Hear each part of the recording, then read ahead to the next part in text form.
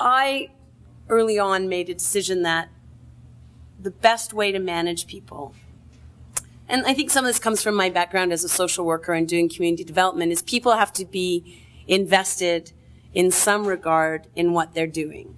So in the food service industry, for the most part, there's a hierarchy in the kitchen, right? Chef says you do. It's mostly male dominated. There's lots of horror stories about kitchen work. So I was going into this without a lot of knowledge from that end, because I didn't work in a lot of kitchens. In fact, I didn't work in any. I was a waitress for a while at the Keg, but I never actually was in a kitchen other than my passion for food. So I decided that right off the bat I needed to do it differently, because as I was hiring people, the more I heard, the more I recognized how different I wanted their experience to be in my workplace.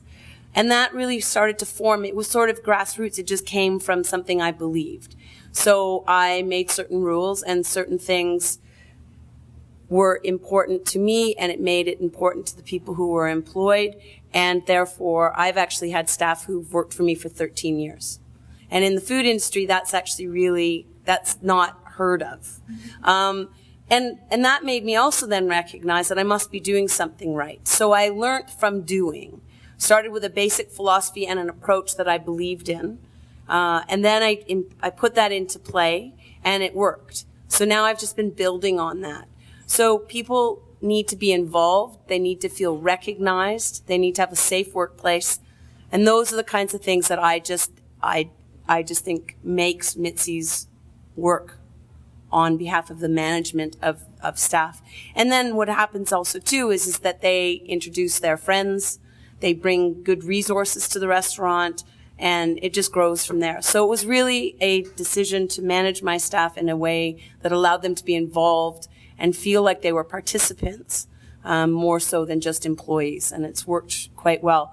Jessie, who started out washing dishes there, is now co-owner.